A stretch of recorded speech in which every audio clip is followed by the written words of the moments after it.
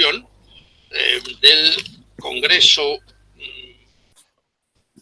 Renovar y difundir la historia militar, defendiendo los límites de la monarquía hispánica, frontera y ejército en la Edad Moderna, siglos XVI-XVIII. El Departamento de Historia Moderna, pero más concretamente el área de Historia Moderna dentro del Departamento de Historia Moderna y Contemporánea de la Complutense, ha tenido la suerte, gracias a los desvelos de varios de sus miembros, especialmente la doctora Herrero, de que seamos nosotros los que acogemos, perdonen la fórmula, los que acogemos en nuestra casa, es decir, en la casa de cada uno de ustedes, en sus habitaciones, supongo, con mejor wifi que puedan, los que acogemos este evento que tiene una extraordinaria importancia. Fíjense bien, si yo hubiese tenido que hablar en un acto semejante a este hace 20 años, hubiera tenido que decir, de hecho lo hice en muchas ocasiones, que tenía que explicar por qué trabajamos en historia militar. Es curioso porque viendo estos días algunas de las obras de algunos de los que van a participar hoy, esta mañana con nosotros, el doctor Antonio José Rodríguez, por ejemplo, incluso él llegó en algún momento a tener que justificar por qué trabajaba en historia militar hace 20 años. Yo he dicho durante muchos años, era una especie de muletilla el tener que justificar. Incluso llegué a decir algo muy curioso y de tipo personal. Yo soy el primer cepeda en más de 100 años que hizo la mili, por distintos motivos. Mi padre era cojo y mi abuelo quedó encantarado. Recuerden que encantarado es una palabra deliciosa del castellano. Antonio José Rodríguez sonríe porque está claro que él ha visto muchas veces el término encantarado. Quedó encantarado, es decir, el número de mi abuelo, cuando en su pueblo se sorteaba quiénes tenían que acudir, se quedó en el cántaro, con lo cual él se libró de la mili. Dicho de otra manera, el primer cepeda en 100 años en ir a la mili he sido yo. Eso por un lado, pero es que por otro lado, incluso en mis años mozo, también una palabra con una connotación militar evidente, mis años mozos, hacer historia militar significaba incomodar en ciertos ambientes. Vamos a decirlo simplificando mucho las cosas, desde posiciones de, digamos, de una extrema derecha muy vinculada a un determinado, al franquismo, pues parecía que hacer historia militar era equivalente a ser un ultra, etc. Pero atención, también desde la universidad, y esto es algo que importa recordar, desde la universidad trabajar en historia militar tampoco estaba bien visto, porque parecía que éramos unos extraños personajes que incomodábamos bien. Y yo he tenido que explicar a un capitán en mis primeras incursiones en el archivo histórico militar, el servicio histórico militar se llamaba entonces, por qué quería trabajar sobre el ejército a comienzos del siglo XIX. Hoy, felizmente, no solamente no es eso así, sino que lo que tenemos que empezar a hacer es decir a qué Congreso de Historia Militar acudimos. Porque empieza a haber ya tantos en tantos lugares. Hay cátedras de Historia Militar en muchas universidades españolas y, por lo tanto, es un orgullo el que tengamos ahora eventos como este, que es, ojo, uno de los mejores que se pueden organizar hoy en nuestro mundo académico. Es decir, hoy ya no tenemos que pedir disculpas, pero durante años, incluso, aunque es muchísimo más joven, la propia Lola tuvo en alguna ocasión que sufrir esa crítica de, bueno, es que al fin y al cabo el hacer historia militar es sencillamente propia pues, de una, poco menos que de una fascista. Quiero decir que hoy ya no existe esa imagen, lo cual no significa que no siga habiendo gente, bueno, que tiene unos criterios muy cortos y lamentablemente sigue siendo hostil a lo que es una rama de nuestra actividad académica fundamental. Felizmente, repito, hoy no hay que hacerlo. Es decir, hoy ya somos aceptados por nuestros colegas historiadores. Recuerden que os he dicho muchas veces que a los que trabajaban sobre el clero nadie les ponía pegas. ¿Sí? Estudiar el clero, y era para decir, oiga, usted lógicamente si estudia el clero es que es, no sé, hijo de cura, con perdón, cosa que no es verdad.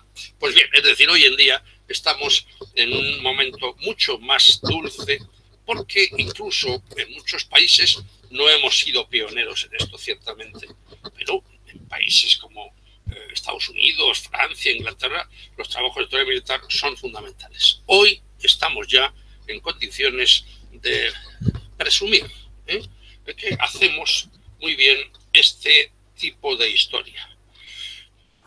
Pero también otra vertiente muy relacionada precisamente con lo que hoy nos reúne a todos sería, dentro de lo que podemos llamar la frontera y ejército de la edad moderna, y defendiendo los límites de la monarquía, para ello se necesitan naturalmente unos instrumentos. Y esos instrumentos son los que derivan de algo que también tenemos que tener presente, y es que la industria militar es un capítulo esencial en la historia como hoy planteamos los estudios de historia militar. Es decir, la necesidad de recurrir a lo que sería la industria, porque entre las cosas que han cambiado en los últimos años, quizá la más importante es que la historia militar, que siempre ha existido en España, cuidado, siempre ha habido historiadores que han hecho historia militar, pero lo que han hecho ha sido, bueno, hablar exclusivamente de lo que sucede en el momento de la batalla. Algunos empezaron a hablar de, bueno, cómo eran los uniformes, pero no se planteaban quiénes iban a la guerra, el reclutamiento, cómo comían, quién les pagaba, de qué manera vivían, qué armas llevaban y quién se las proporcionaba. Una de las muchas cosas que están pasando en los últimos tiempos en este nuevo campo de la historia en España, en la pena académica, que ya es muy bien recibido y además con notables historiadores, es precisamente el de lo que podríamos llamar de algún modo la industria militar, o sencillamente el aprovisionamiento de los ejércitos, los asientos, los alojamientos, las relaciones entre sociedad civil y los soldados. Y estoy, en definitiva, leyendo algunos de los ítems que tenía preparados para presentar a Antonio José Rodríguez.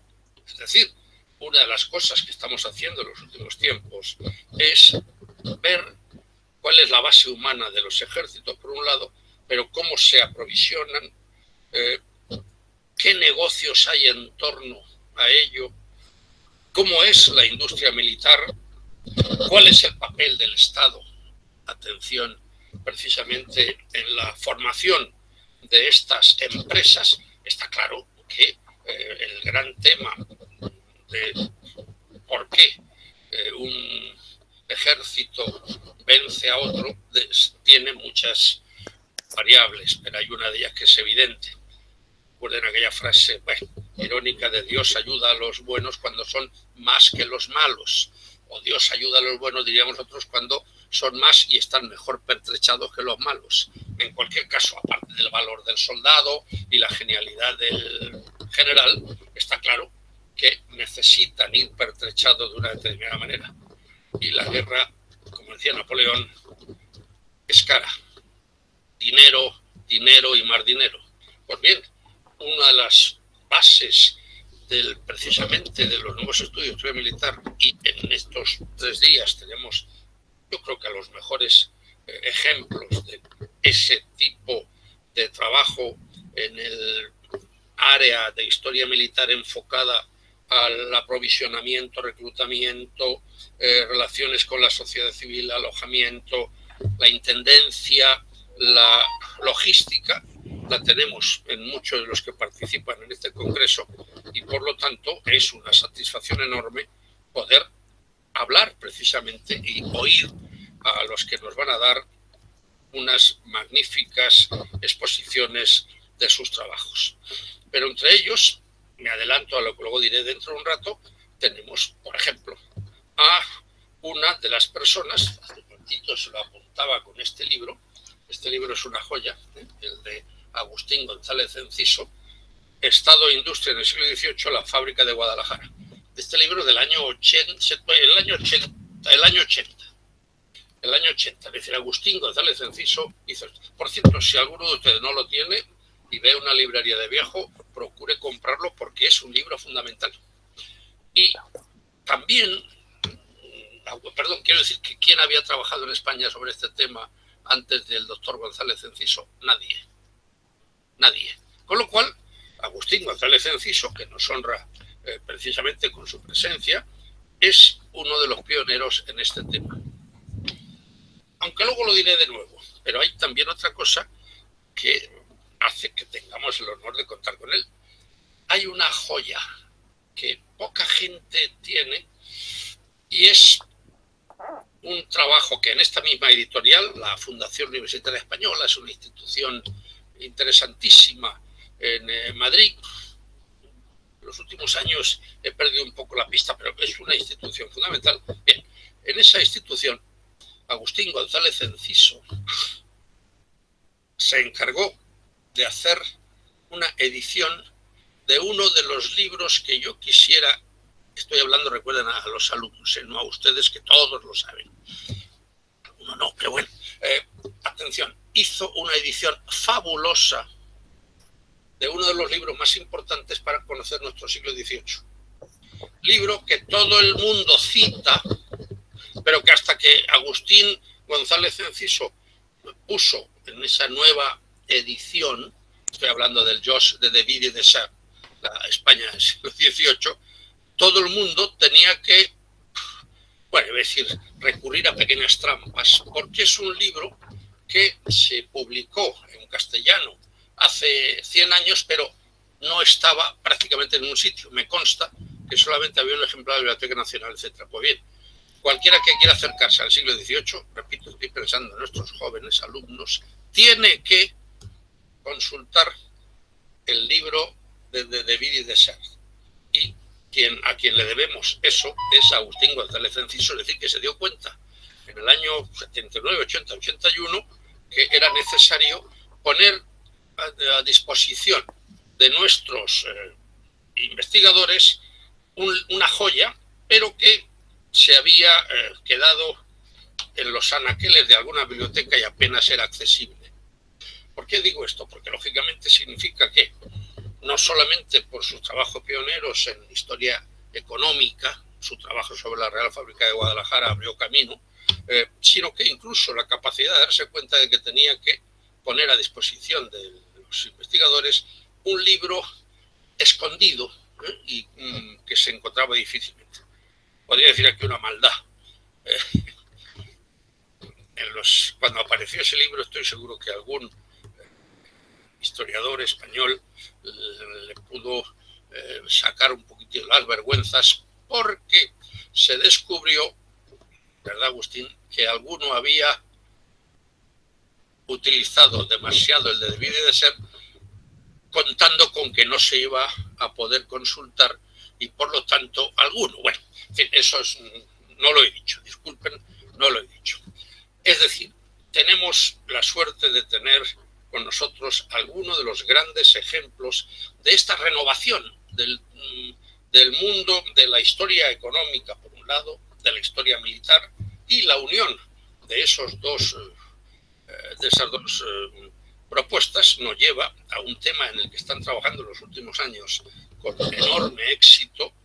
Muchos de los que participan en este congreso, como sabemos, son precisamente miembros de redes de trabajo encaminados a esa idea del Estado empresario, etcétera, etcétera. Estado empresario en el mundo militar. Y esto nos justifica, solamente con ello nos justifica la existencia de este congreso.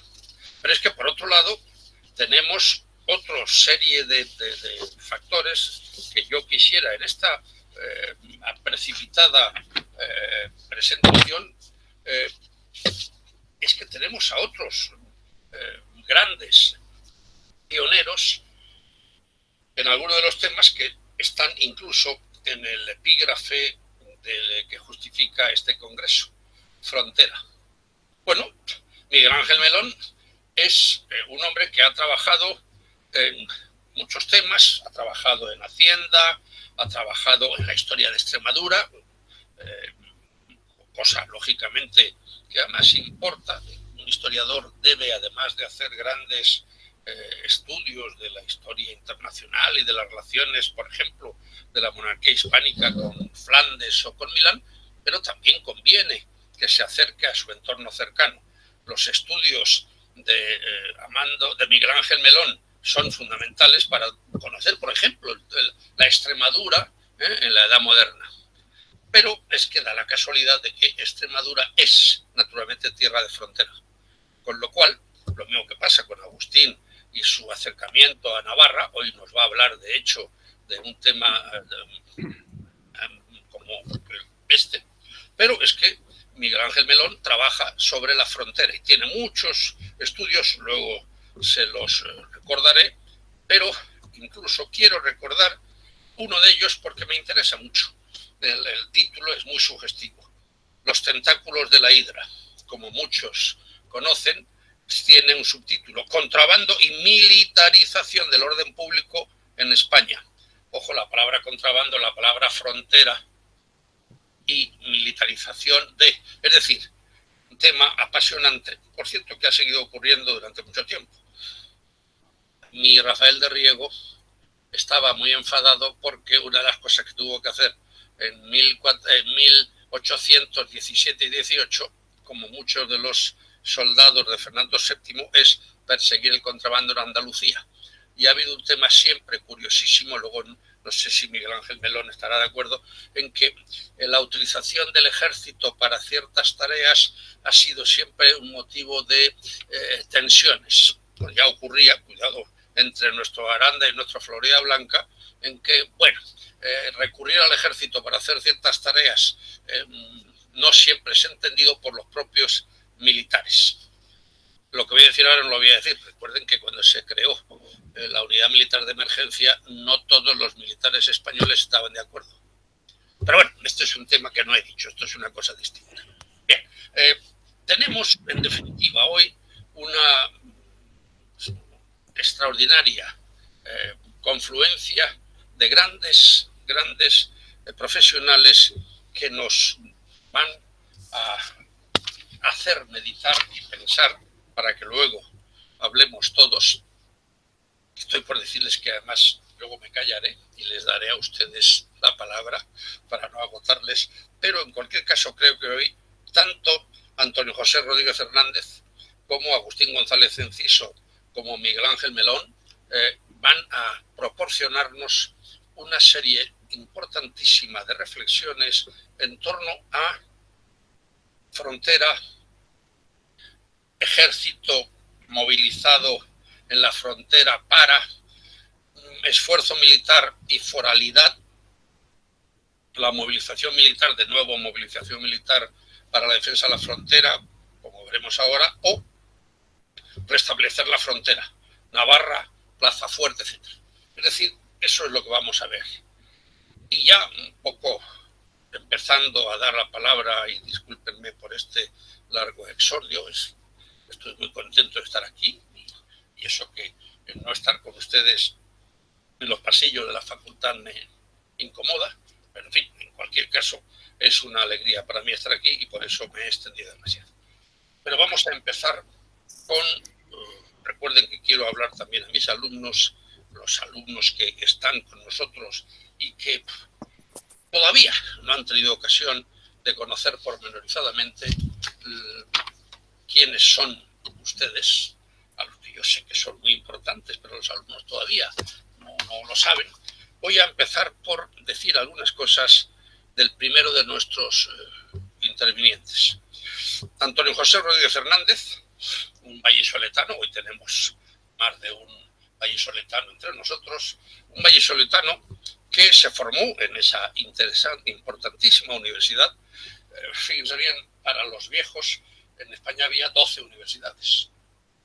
Se las puedo decir de memoria: Santiago, Salamanca, Valladolid. Bueno, pues una de esas universidades clásicas españolas, creo que la última hace 4 días había 70 y dentro de 5 días habrá seguramente 110, pero quiero decir que en estas universidades clásicas una era Valladolid. En Valladolid ha habido de siempre un magnífico departamento de historia. No voy a entrar ahora si se llama moderno, es decir, en la Facultad de Filosofía y Letras ha habido siempre un gran departamento de historia, y en ese departamento de historia se formó Antonio José Rodríguez Hernández, que además presentó su tesis sobre un tema que ya apunta una de las cuestiones en las que se ha convertido en un clásico: el reclutamiento, bueno, los tambores de Marte, el reclutamiento en Castilla durante la segunda mitad del siglo XVII, 1648-1700. Sobre el reclutamiento, de hecho, había muy pocas cosas hechas adecuadamente antes de la tesis doctoral de Antonio José. Y precisamente uno de los temas en los que en varias ocasiones ha trabajado precisamente Antonio José Rodríguez Hernández es en el reclutamiento, que les recuerdo a ustedes que es fundamental. Hace muchos años, en un congreso en Sevilla, yo recuerdo que un curioso y querido profesor, digo curioso porque hasta su cabeza era la de un artista, era muy curioso porque salió un tema, no sé si era un congreso o era una tesis doctoral, y apareció un concepto que a mí me llamó la atención, porque era el siguiente: ¿quiénes han ido a nutrir la fila de los ejércitos? ¿Por qué? Es decir, ¿por qué alguien se hace soldado? No estoy diciendo por qué alguien se hace oficial, que es otro tema distinto. ¿Por qué se acude al ejército? Y León Carlos Álvarez Andaló, que es a quien me estoy refiriendo, algunos le conocimos, otros creo que ya no. Por eso digo lo de la peculiaridad, incluso en la forma en que vestía, y era un hombre de una conversación extraordinaria. Pero recuerdo que él dijo a uno de los que había intervenido, a mí, que no dijera tonterías, que realmente el que iba al ejército pues no tenía más remedio. Ir de soldado no era realmente, salvo casos excepcionales, no era voluntario. Se iba por necesidad o porque le cogían y le metían sencillamente. El tema es discutible, faltaría más, pero en cualquier caso lo que hace falta es saber por qué a lo largo de la historia en ciertos momentos se ha ido al ejército. Es decir, el problema del reclutamiento es un tema capital y en él no se había reparado apenas. Naturalmente, siempre, en cada momento histórico, siempre hay el que quiere acudir al ejército, faltaría más. No se trata de negar que haya vocaciones militares, pero muchas veces conviene recordar que se es soldado porque no se puede evitar que le llamen, incluso a la fuerza muchas veces. Estoy hablando de soldados de a pie, no estoy de tropa, no estoy hablando de la oficialidad. Pero, en cualquier caso, hace falta saber la base humana de los ejércitos, a la que Antonio José Rodríguez ha dedicado muchos trabajos, y algunos de ellos son evidentemente fundamentales, porque ¿cuál sería el resumen de lo que podríamos decir de Antonio José Rodríguez? Que es un hombre cuyas investigaciones se han centrado esencialmente en el estudio del ejército de la monarquía hispánica durante el siglo XVII. Si digo esto solo aquí, parecería que estoy quedándome corto. También ha trabajado en otros trabajos, incluso hasta en otras épocas, pero es uno de los grandes conocedores hoy en día del ejército de la monarquía, de los ejércitos de la monarquía hispánica en el siglo XVIII. Y, como acabo de decir, es un pionero, sin duda alguna, en el tema del reclutamiento militar en la España moderna. Por otro lado, ha tenido, no quiero que se me olviden, pues por ejemplo, ha sido galardonado con el Premio Ejército en Investigación en Humanidades y Ciencias Sociales el año 2006, con una obra interesantísima, España, Flandes y la Guerra de Devolución, 1667-68. Por otro lado, en su peripecia personal, pues ha sido profesor en Almería, ahora lo es, perdón, de Lauret, como creo que sabemos todos, pero incluso ha sido visiting scholar en el University College of Dublin, en Irlanda. Es decir, que tiene, como muchos de los historiadores actuales, tiene su periplo, ha hecho su recorrido por diversos lugares de España y, en el caso de Antonio José, hasta de las Islas Británicas. Pero en cualquier caso, también ha trabajado, por ejemplo, en otro capítulo importantísimo, en los soldados extranjeros al servicio de la monarquía hispánica. Es decir, es otro de los temas que tenía, sí, algunas pequeñas obras, artículos previos, pero él ha trabajado en este tema, y un capítulo al que le ha dedicado en los últimos años varios importantes acercamientos, en este caso vinculado a otro de nuestros grandes primeros espadas de nuestro mundo, Paco Andújar, el doctor Andújar, pero también ha trabajado en los últimos tiempos en un tema apasionante: la venta de títulos nobiliarios y la concesión de títulos, incluso con esos complejos temas en los que podíamos hablar, y seguramente saldrá a lo largo de esta sesión y quizá incluso mañana, la venalidad. Y eso nos lleva también a un tema complicadísimo, que en todos los países ha ocurrido y se nos olvida bien. Pues yo recuerdo haber dicho alguna vez en clase que, bueno, Nelson acabó mandando un barco, pero sencillamente porque había también intereses económicos por medio. Es decir, que pensamos que solamente en España había una venalidad de ciertos oficios y empleos militares. No es verdad, repito. En Inglaterra pasaba exactamente igual. Quiero decir que es un problema, la historia comparada, en la que también en los últimos años tenemos que estar haciendo todos un esfuerzo por entender que no somos distintos. Ayer en algún momento salió también el tema. Bien, voy a terminar en esta precipitada presentación de Antonio José Rodríguez, dirigida, repito, a los alumnos, que algunas de las obras básicas serían Los tambores de Marte, ya lo he dicho hace un momento, se publicó en Salamanca el año 2011, recuerden que es el reclutamiento en Castilla durante la segunda mitad del siglo XVIII, Flandes y la Guerra de Devolución, 1667-1668, guerra, reclutamiento y movilización para el mantenimiento de los Países Bajos españoles, publicado el año 2007, asientos y asentistas militares en el siglo XVII, el ejemplo del pan y la pólvora, publicado en el 2013, Al servicio del rey, reclutamiento y transporte de soldados italianos a España para luchar en la guerra contra Portugal, 1640, etcétera, en guerra de Pache y Età moderna, etcétera.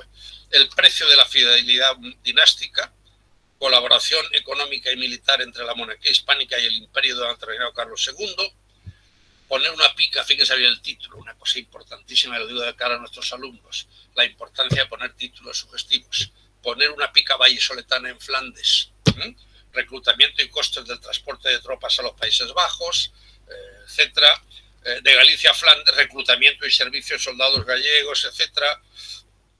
Bien, pero voy a terminar con lo que sería una muestra de la enorme talla investigadora que tiene Antonio José Pies, que bajo la coordinación de Ribot, a quien Antonio José tiene lógicamente mucho cariño, Antonio José trabajó bajo la coordinación de Ribot en Los hombres y la guerra, dentro de uno de los ejemplos más claros de lo que es la nueva historia militar española. La historia militar de España, en este caso tomo tercero, Edad Moderna II, escenario europeo, es decir, la historia militar de España auspiciada por el Ministerio de Defensa y por la Real Academia de la Historia. Es decir, Antonio José es uno de los colaboradores en esa obra básica. Pero termino, yo tengo en la pantalla Antonio José debajo de Agustín González Enciso, bien, porque, atención, otra de las obras importantes, fundamentales, de las muchas que podía recordar de Antonio José, es los primeros ejércitos peninsulares y su influencia en la formación del Estado moderno durante el siglo XVII.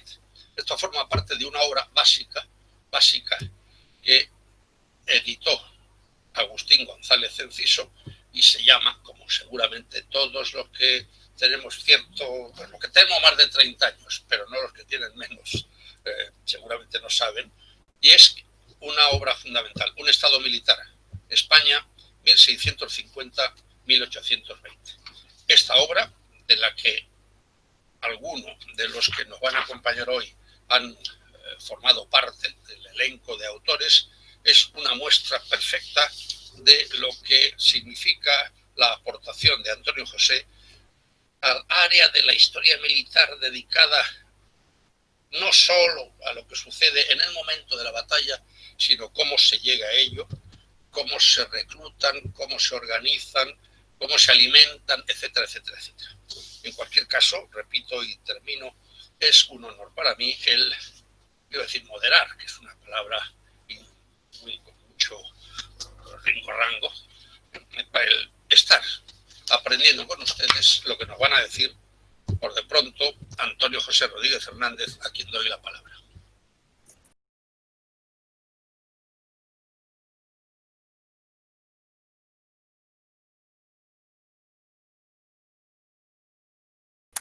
Muchísimas gracias.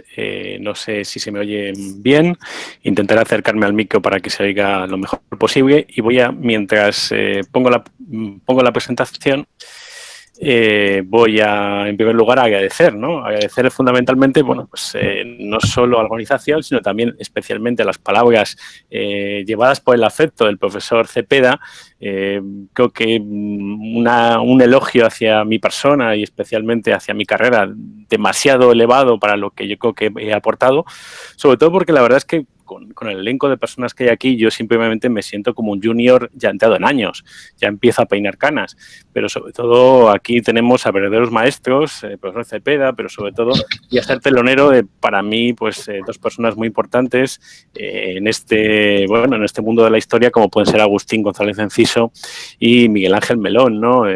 Agustín, un gran conocedor de Navarra, de las finanzas, del mundo de las finanzas, de la industria militar y, como no, Miguel Ángel Melón, pues un gran conocedor de la frontera, ¿no? Para mí es un reto ser su telonero y más en un congreso de este tipo, ¿no?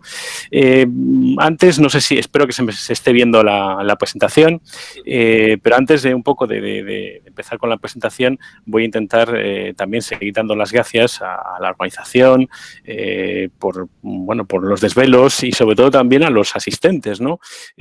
Porque, bueno, es un verdadero reto organizativo organizar algo de esta guisa, ¿no? Todo online, prescindiendo un poco del factor humano que muchas veces acompaña a los congresos, ¿no? Es una pena no poder contar con vosotros, estrecharnos las manos, abrazarnos, etcétera, pero bueno, tiene que ser así. Y bueno, pues siguiendo con los agradecimientos, pues sobre todo también a la institución, a la Complutense por acogernos y también a mis compañeros de organización y muy especialmente a la Secretaría Técnica que lo conforman Ainhoa y Aitor.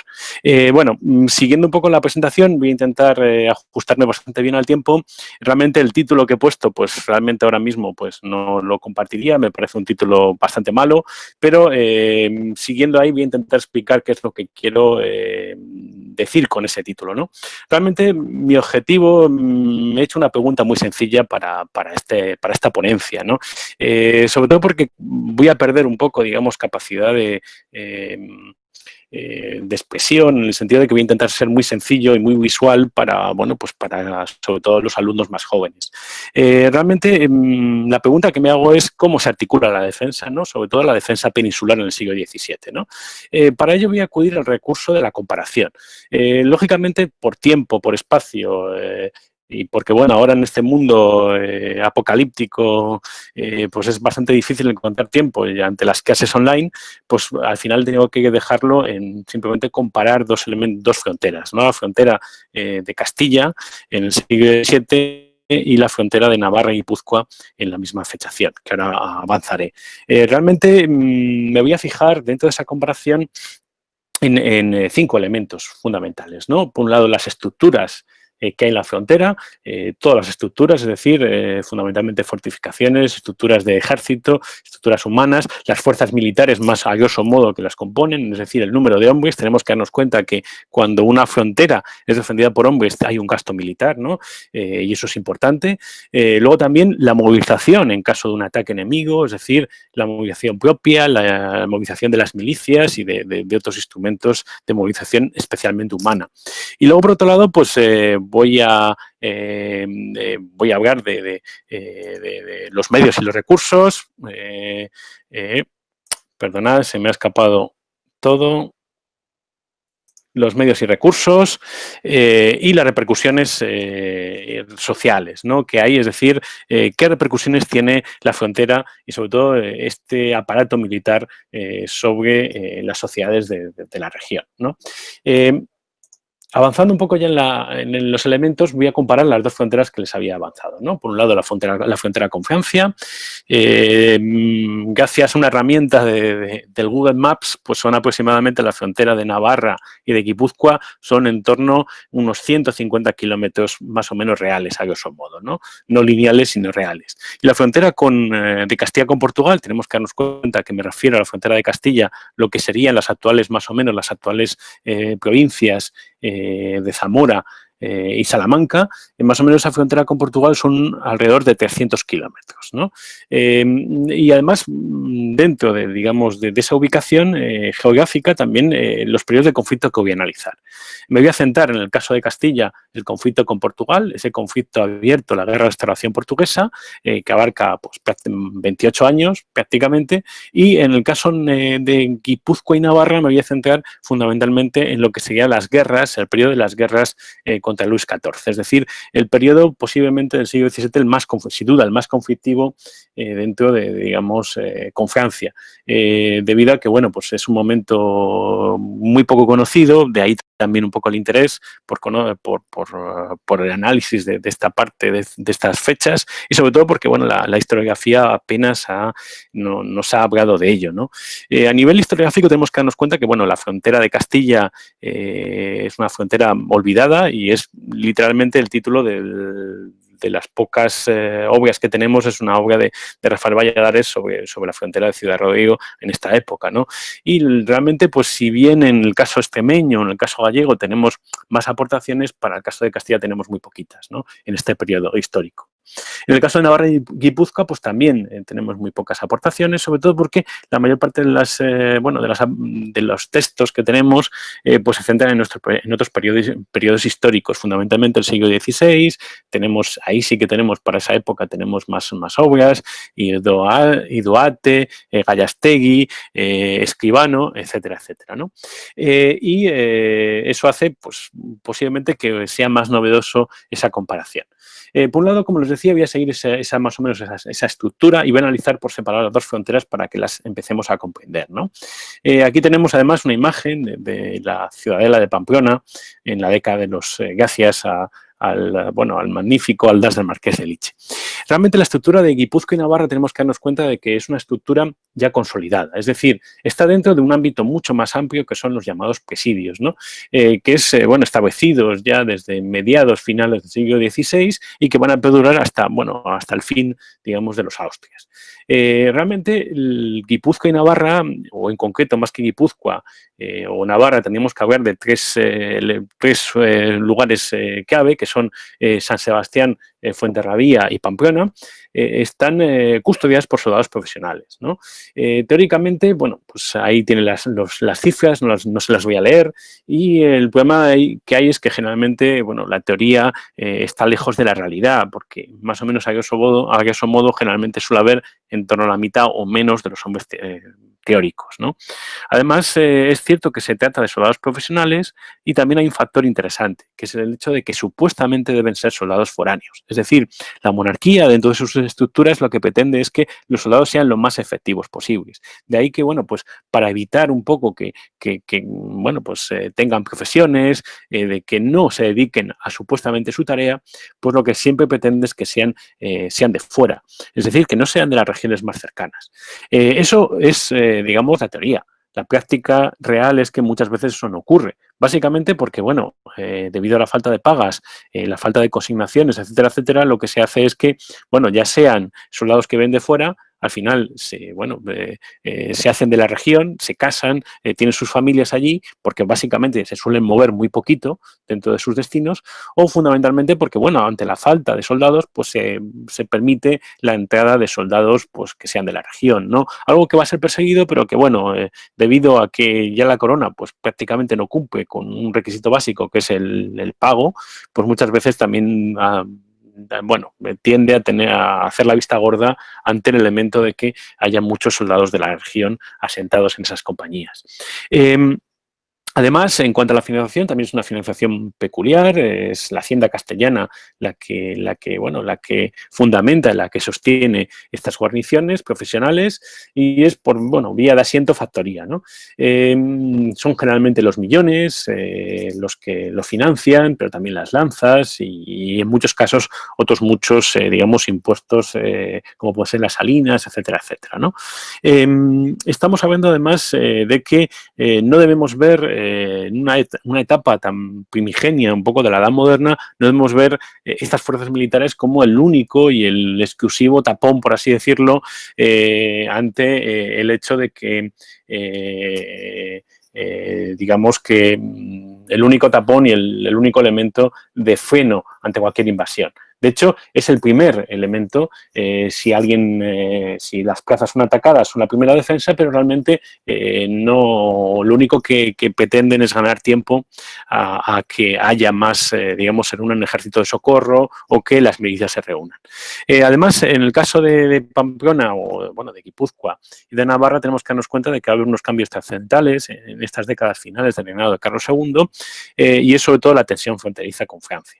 Eso va a hacer que vaya a haber cada vez más soldados profesionales y que además pues incluso se creen estructuras superiores que no habían estado antes. Es decir, más allá, por ejemplo, se crean y llegan, nunca había existido tercios en estas dos guarniciones y a partir de entonces pues se empiezan a crear tercios que llegan de fuera, son tercios foráneos.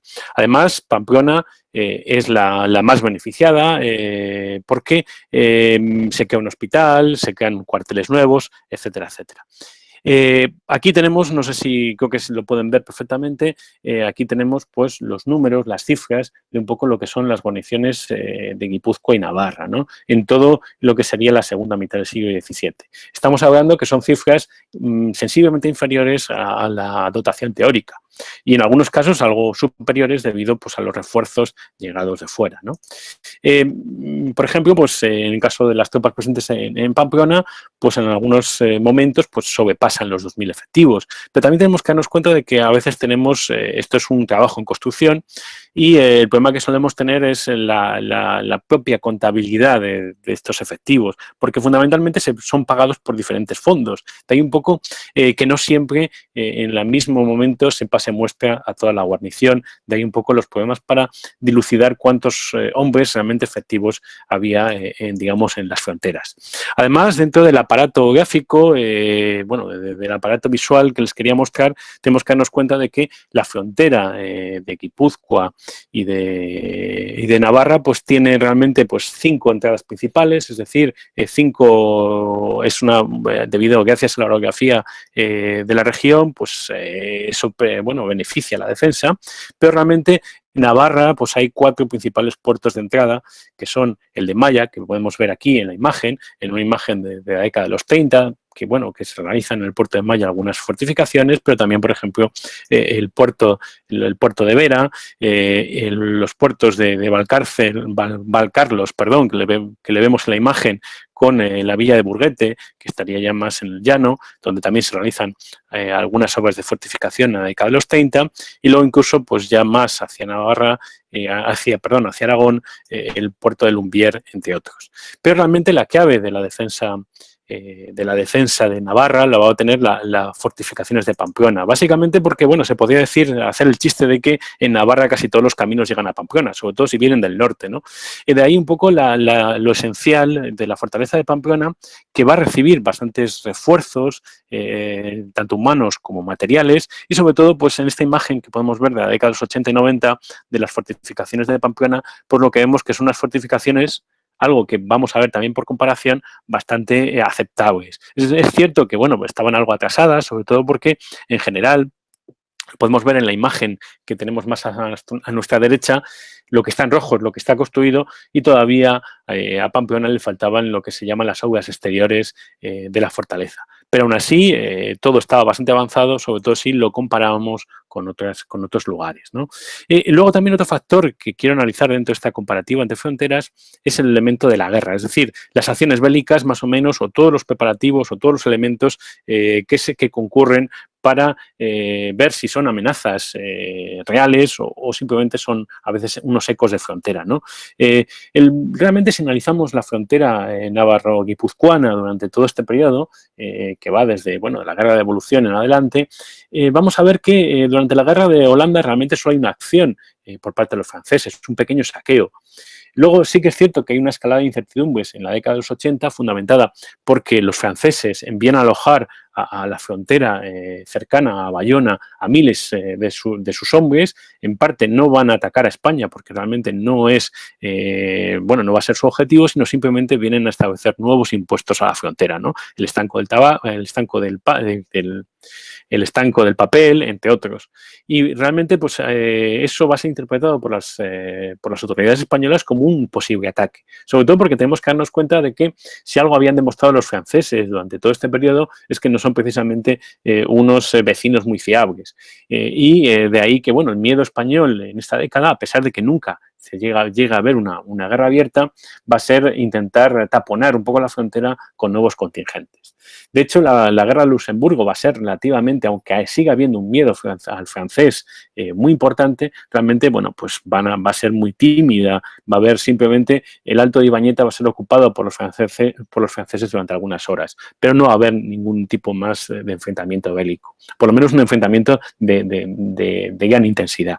Además, sí que es cierto, durante la Guerra de los 9 años hay alguna pequeña acción por parte española, pero bueno, realmente, y se va a intentar crear un nuevo ejército en Navarra, sobre todo por la presión que ejercían los aliados, que pretenden, pues, abrir un nuevo frente bélico, no solo en Cataluña, que es donde estaba, sino también en Navarra, además de Flandes, Milán, etcétera, etcétera, sobre todo para divertir, digamos, las tropas francesas de otros ámbitos, quizá que los aliados consideraban más esenciales, como Flandes, ¿no? Es decir, en la frontera, especialmente navarra-guipuzcoana, va a haber miedos, un miedo que es justificado por la gran cantidad de tropas que acumulan los franceses, pero en general eso no se va a manifestar en una guerra abierta o una guerra de amplia intensidad. Va a ser muy limitado, pero los miedos, insisto, existirán.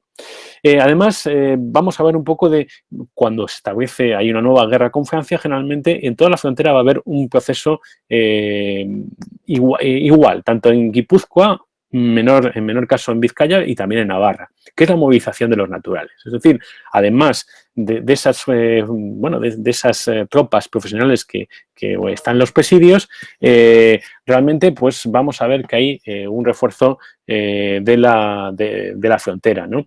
En el caso, por ejemplo, de Guipúzcoa, en muchos casos no voy a leer lo que pone, pero bueno, básicamente, ahí tienen los datos, pero básicamente cuando hay una guerra con Francia, básicamente lo que ocurre es que, bueno, pues las propias autoridades guipuzcoanas pues levantan durante algunos meses a parte de sus paisanos para, sobre todo, reforzar Fuenterrabía, pero también a veces para defender la posibilidad de entrada francesa en lo que sería Guipúzcoa, ¿no? Sobre todo lo que se llama defender los esguazos del río Bidasoa.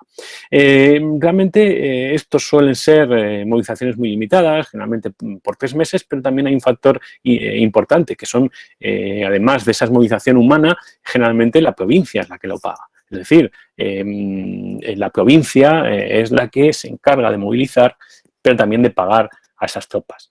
Aún así, también hay que reconocer que bueno, los fueros van a proteger un poco a toda esta región, sobre todo porque protegen del alojamiento, de algunos costes del tránsito y sobre todo de los bagajes, ya que debían ser pagados a costa de las tropas, algo que no ocurría en el resto de Castilla. En cuanto al aporte de Vizcaya, es un aporte pues, más limitado en el tiempo y sobre todo pues, es curioso que en esta época Vizcaya va a colaborar no solo con tropas para defender la costa ante el miedo de cualquier invasión francesa, ahí tienen los datos en la imagen, sino que también en algunos casos va a formar el llamado Tercio de Vizcaya, que va a estar formado en el año 80 y va a continuar en el 81, pero también, por ejemplo, en el año 82 va a formar 2 tercios de Vizcaya para reforzar las prevenciones que había, sobre todo en Fuenterrabía, ¿no? Va a ser un tercio, bueno, formado en algunos casos por hasta 1000 hombres, o bueno, 500 hombres más 500 hombres y bueno, van a estar a disposición de la defensa de Guipúzcoa en unos periodos muy concretos, ¿no? Más allá, además, de la aportación navarra, tenemos que, bueno, más allá de esa aportación guipuzcoana dentro de la frontera, tenemos que ver también un poco de lo que sería la aportación navarra, ¿no? Sobre todo porque la aportación navarra lo que se basa es en la foralidad, es decir, en la movilización general a través del apellido, que bueno, que puede llegar a movilizarse a las personas bueno, a los hombres, varones capaces de entre 15 y 50 años, pues pueden llegar a movilizarse hasta 30.000 hombres, ¿no?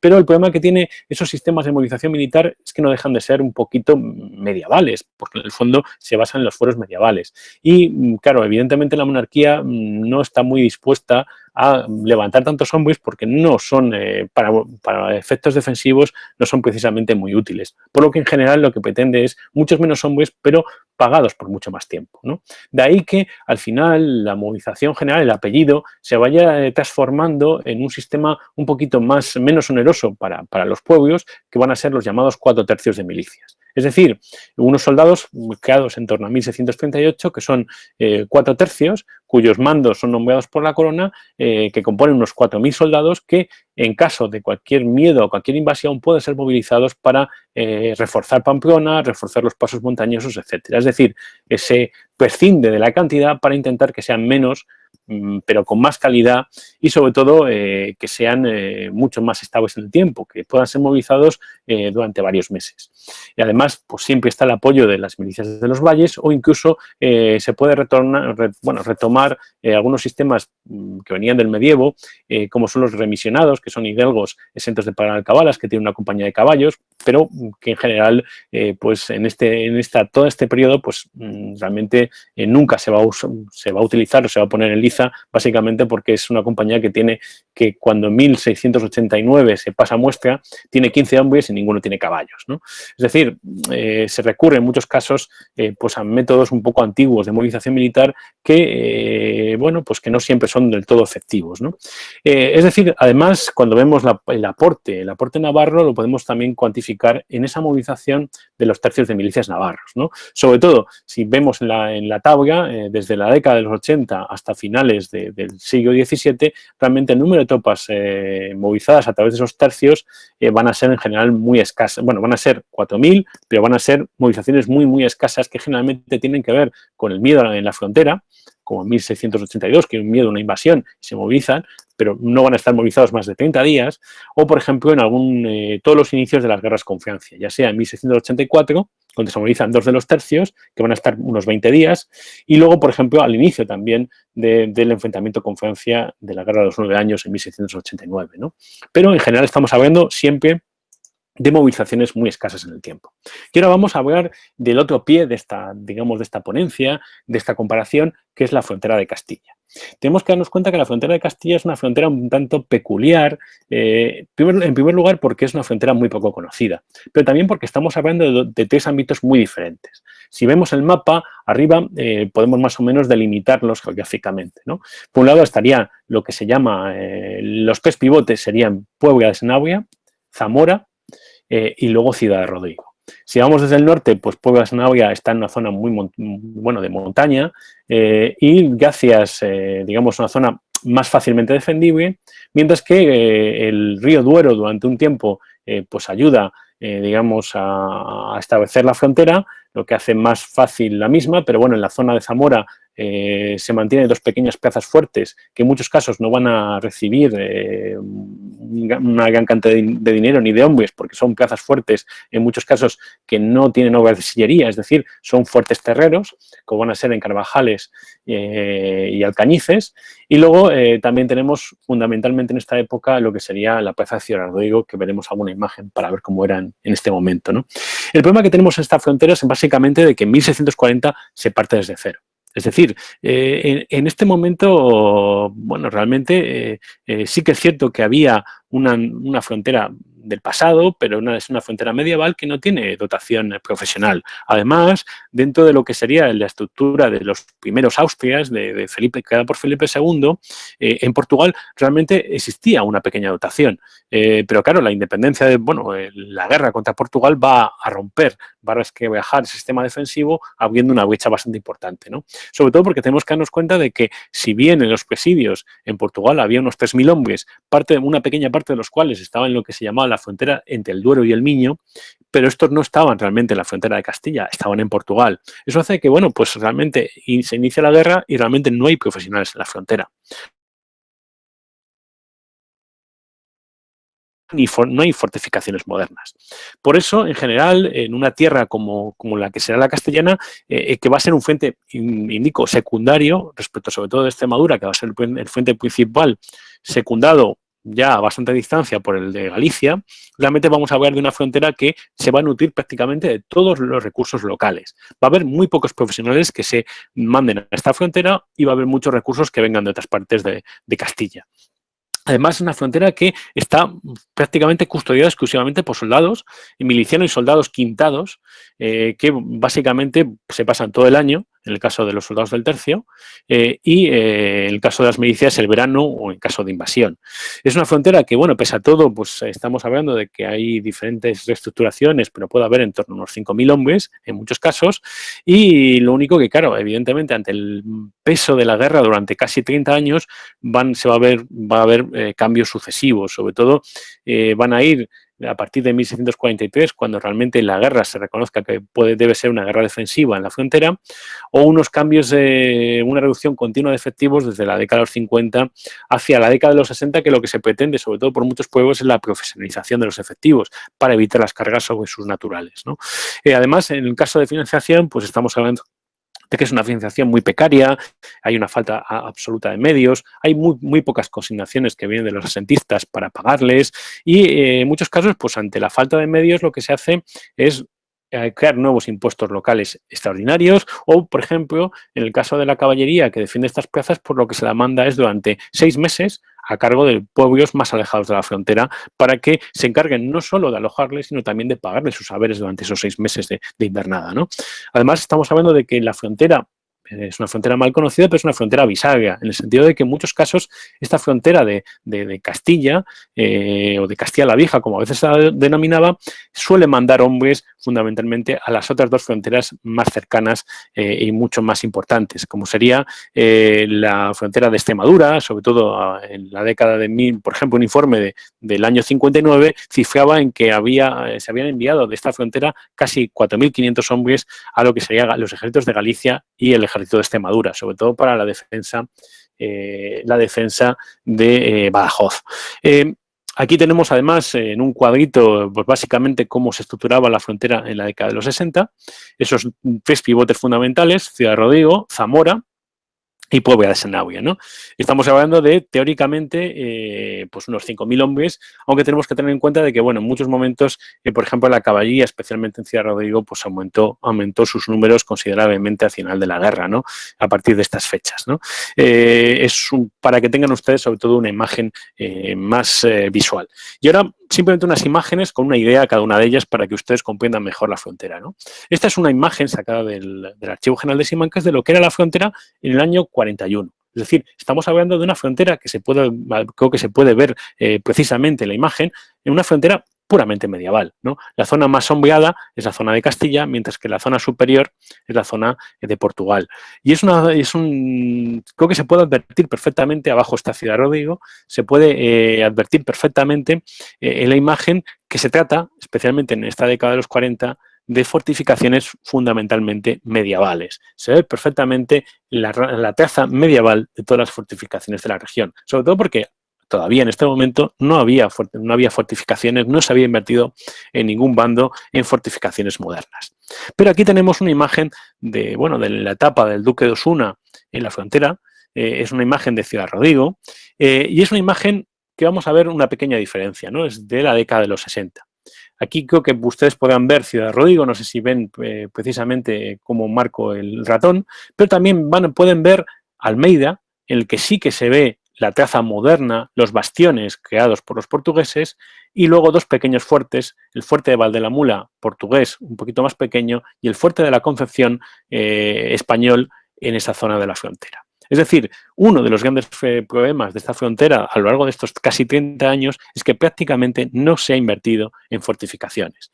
De tal manera que en muchos casos los españoles pues, mantienen estructuras muy, muy antiguas. Aquí podemos ver en la parte superior lo que sería Puebla de Sanabria, que bueno, las obras es una imagen del principio del siglo XVIII y gran parte de las obras, las que están en color más claro, ni siquiera se habían hecho en el siglo XVII. Es decir, toda la defensa de lo que sería Puebla de Sanabria, pues se centra fundamentalmente en dónde está ubicada la población.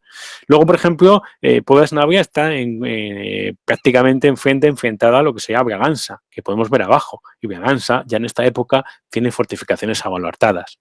Y ya a la derecha de la imagen podemos ver las fortificaciones de Ciudad Rodrigo, esbozadas. Es decir, esta es una imagen de la década de los 60, del siglo XVII. Y todavía gran parte de las fortificaciones que se habían planeado no se han realizado. Es decir, seguimos teniendo unas fortificaciones en Ciudad Rodrigo puramente medievales. Algo que también compartían fronteras como, por ejemplo, era la de Extremadura. Badajoz prácticamente no había invertido en fortificaciones en esta etapa.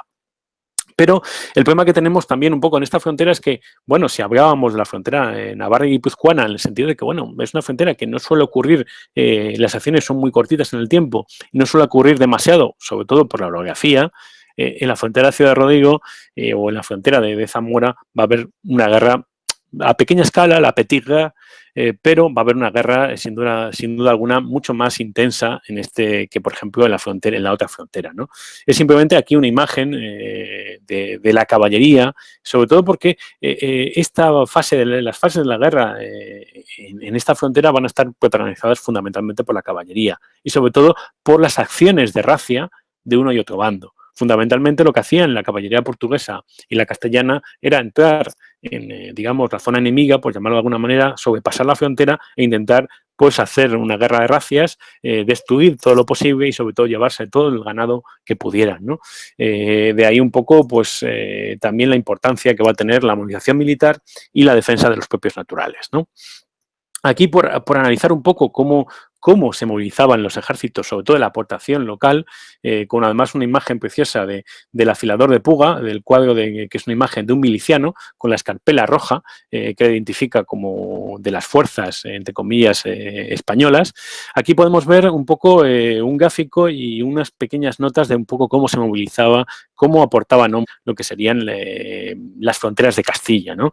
Tenemos que darnos cuenta de que, bueno, realmente ante la falta de fuerzas profesionales, básicamente se acude a la zona. Se acude tanto a las milicias como, sobre todo, a un sistema de quinta, que es el primero que he encontrado, por lo menos en Castilla, en todo este periodo, en el sentido de que es una quinta, además, que se fundamenta en cada vecindad, cada 10 hombres, pues uno se le quinta para el tercio, que va a estar todo el año, o muchas veces va a estar solo 6 meses, y uno de ellos para las milicias. Es decir, es una quinta formal, en la que, bueno, participan pues todos los varones de edad más o menos y de capacidad. Es un sorteo mediante un cántaro que ya nos hablaba el profesor Cepeda, Seguello, ¿no? Es un sorteo en que una mano inocente, de generalmente un niño, coge los nombres de ese cántaro para intentar que no siempre les toque los mismos y que supuestamente asegurar que es un sorteo limpio. Y también es cierto que, bueno, había ciertas excepciones dentro de los hombres que debían ser movilizados, pero muchas de ellas cada vez se van reduciendo, ¿no? Fundamentalmente son excepciones de personas que tienen muchos hijos menores a cargo, de pobres de solemnidad que no tienen dinero, de forasteros, o de algunas excepciones jurisdiccionales que puedan ser pues, miembros de la Inquisición, órdenes religiosas, etcétera, etcétera. Pero, por ejemplo, en el caso de los forasteros, si ven en un primer momento, en la década de los 40, pues se pedía expresamente que los portugueses participaran, al final, cuando va avanzando el tiempo, se permite prácticamente a cualquier portugués que lleve un tiempo avecindado participar, sobre todo porque faltan hombres, ¿no? Es cierto que, bueno, se puede pagar sustitutos, sobre todo la gente más pudiente, los labradores con más de varias yuntas de bueyes, o sobre todo muchas veces los propios pueblos se van a encargar de pagar a los sustitutos. Sobre todo porque, claro, tenemos que darnos cuenta de todo la mano de obra que quita este sistema militar, ¿no? Estamos hablando de prácticamente 1 de cada 5 hombres hábiles, pues en algún momento del año tiene que movilizarse, tiene que salir de su hogar. Eso es una verdadera merma para cualquier población, ¿no? A todos los niveles, económico, social, etcétera, etcétera, ¿no? De hecho, hemos encontrado algunos informes que nos indican que, por ejemplo, pues casi la mitad, en algunos casos, de los soldados que cuando se pasan muestras se reconocían voluntarios. Y fundamentalmente porque muchos pueblos más pudientes o villas más pudientes, en el caso, por ejemplo, de la frontera de Zamora, de gran parte de los voluntarios encontrados en la muestra del año 46 forman parte de las compañías, por ejemplo, de Medina del Campo o de Arévalo, ciudades más alejadas o lugares más alejados de la frontera, que en el fondo lo que hacen es crear digamos, nuevos sistemas para pagar a esos soldados sustitutos y bueno, pues que formen parte en vez de los sorteos, evitar los sorteos, etcétera, etcétera, ¿no?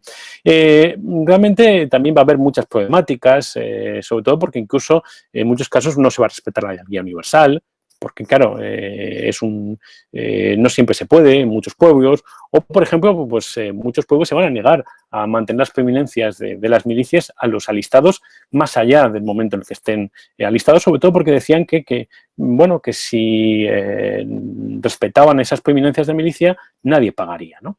Y estamos, en la gráfica que vemos arriba, pues estamos más o menos, es la guarnición de Puebla de Sanabria a lo largo de prácticamente un año, y estamos viendo que es una guarnición bastante estable, ¿no? Pero que vemos el factor, sobre todo ese pico que hay en junio, que es debido sobre todo a que es un cambio de guardia, por así decirlo, es un cambio en la quinta añal, es decir, llegan otros sustitutos, o llegan hombres por hombres, de ahí que en la muestra, por ejemplo, de junio haya bastantes más hombres, ¿no? Realmente, claro, el problema que pasa, pues fundamentalmente, cuando vemos cómo se defiende la frontera, en muchos casos las obligaciones militares van mucho más allá de la frontera, ¿no?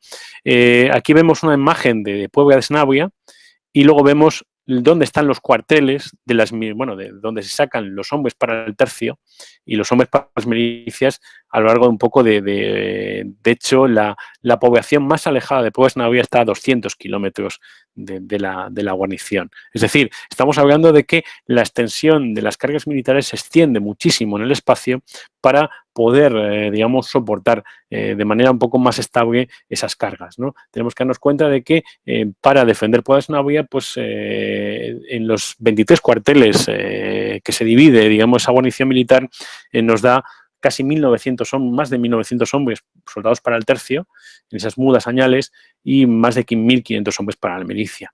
Eso hace que en muchos casos, como podemos ver en esa pequeña imagen, que algunas villas, por ejemplo, pues siempre se quejen básicamente de que, que no pueden soportar. De ahí, por ejemplo, algunos casos muy radicales, como villas como Alba de Tormes, que se decía, esto es un informe de 1660, de que de 1.069 vecinos, si las viudas incluso hidalgos, realmente solo tenía 80 hombres capaces, ¿no? Esos los grandes problemas un poco de la despoblación. Además, a nivel económico nos tenemos que dar cuenta de que, bueno, estamos hablando de una frontera de Castilla que es, bueno, está bastante poco sufragada por fondos que lleguen de fuera, ¿no? Esto es, digamos, el dinero enviado por los grandes asentistas de la monarquía en las llamadas provisiones generales en 1663. Es decir, el dinero que se envía a Castilla, a la frontera de Castilla, no es más, es solo el 2% un poco de todo, digamos, el gasto de la monarquía en este momento. Fundamentalmente porque el gasto principal lo va a acaparar, por ejemplo, el ejército de Extremadura, que es un ejército que sí que está a la ofensiva, no a la defensiva como sería el ejército de Castilla. Básicamente porque el recurrir digamos, estos sistemas de movilización militar que pesan, bueno, que cargan sobre todo casi todo, digamos, el peso de la movilización militar y también el fiscal en muchos casos sobre la población más cercana, pues son bastante más baratos. Y ahora, lo siento un poco por si me he pasado un poco, voy a establecer unas conclusiones con respecto un poco a lo que es este análisis de esas dos fronteras, ¿no?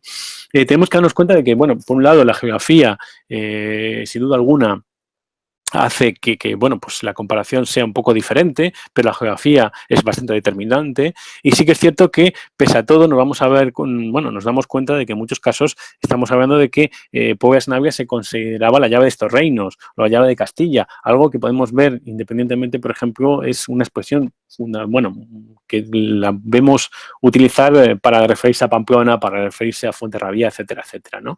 Todos, digamos, recurren a elementos muy parecidos dentro de cuando piden fondos fundamentalmente a Madrid.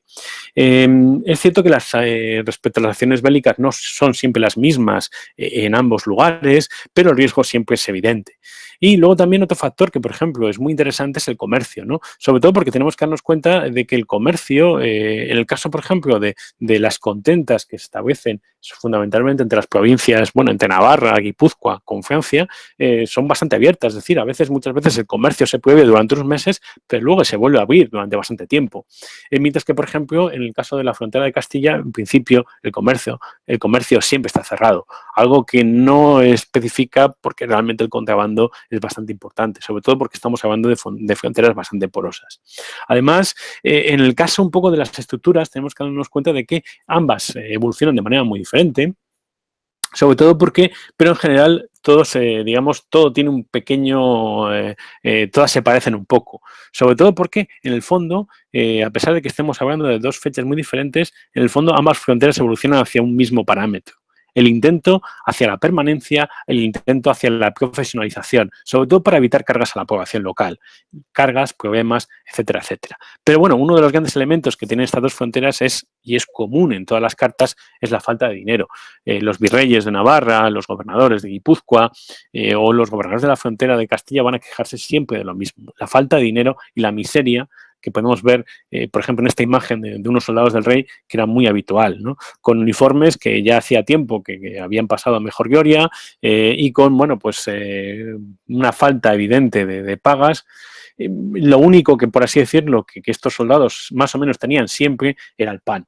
Y ya muy, muy levemente, perdonad porque me vaya de tiempo, es el aporte local, ¿no? De cara a la movilización es evidente que hay que ver el tema del fuero como una oportunidad para la defensa, sin duda para la monarquía, pero también unos límites muy importantes para esa defensa. Porque sí que es cierto que los fueros permiten que la población, hacen que la población se levante en armas, pero en el fondo tienen unos límites muy marcados. Una invasión directa, muy pocos días, ¿no?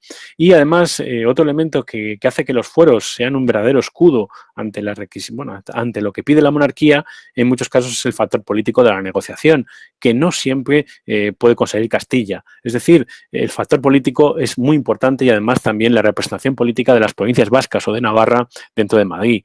Fundamentalmente porque cuando hay un intento de la monarquía, por ejemplo, o un llamamiento de la monarquía a pedir una colaboración más estrecha de lo local para defender la frontera, básicamente en muchos casos lo que se hace en estas fronteras es recurrir digamos, a la negociación. Antes casi de aportar, están negociando, están pidiendo algo a la monarquía, ¿no? En muchos casos, pues, por ejemplo, en 1689 se me está ocurriendo que Guipúzcoa se la pide pues, que defienda mejor, que envíe hombres a la frontera y básicamente lo que hace Guipúzcoa es pedir a la monarquía pues nuevos derechos comerciales o nuevas cuestiones que nada tienen que ver con la defensa, pero lo que está negociando, está presionando la monarquía. Mientras que, por ejemplo, Castilla está mucho más sometida. Tiene mucha menos representación a nivel político ante Madrid y muchas veces pues las memoriales de la ciudad de Zamora, por ejemplo, pues quedan en el olvido o no tienen esa repercusión que, por ejemplo, tienen la capacidad de negociación que tienen las provincias vascas o Navarra, ¿no? Y además, a nivel financiero, pues sí que es cierto que podemos ver podemos restablecer una comparación. En Castilla, fundamentalmente, hay una falta absoluta de medios, pero fundamentalmente se requiere a la imposición para conseguir llanos, bagajes, forrajes, etcétera, etcétera. Muchas veces los pueblos no solo tienen que aportar los hombres, sino aportar prácticamente muchas de las cosas, ¿no? Y pagarlas. Es decir, es cierto que las armas pueden venir de presencia de las armas, pero los pueblos se les obliga a pagar las armas de sus milicias. A nivel financiero, Navarra y Guipúzcoa pues es muy diferente, sobre todo porque realmente pues ellos van a aportar bastante poco dinero a su defensa, por lo menos directamente, pero también eso va a hacer que bueno, muchos empresarios tengan una nueva oportunidad para enriquecerse, ¿no? Además, es ahora Navarra que va a empezar a finales, sobre todo de finales del siglo XVII, a tener un peso mucho más específico, ¿no? Es decir, a falta un poco de esa imposición para conseguir lo que se necesita del ejército, eso va a dar mucho pie a los nuevos empresarios para que establezcan sus nuevas empresas y establezcan, digamos, unos nuevos beneficios. Muchísimas gracias por todo y bueno, pues siento si me he alargado demasiado. Muchísimas gracias, Antonio José. Te has alargado un poquito, pero tú eres uno de los jefes, con lo cual... Gracias. Bien, ha sido interesantísimo. Se me ocurren varias cosas. Lo que no sé es si dejar para luego las preguntas, pero yo quisiera simplemente hacer ahora mismo dos cosas. Una reflexión muy curiosa y es un recuerdo a don Antonio Domínguez Ortiz. A quien no lo recuerde, don Antonio hace ya muchísimos años fue el primero que se planteó temas como algunos han salido en la última media hora en la intervención que acabamos de gozar oyendo, y es el problema de quiénes, cómo se recluta, cómo se colabora con el esfuerzo militar.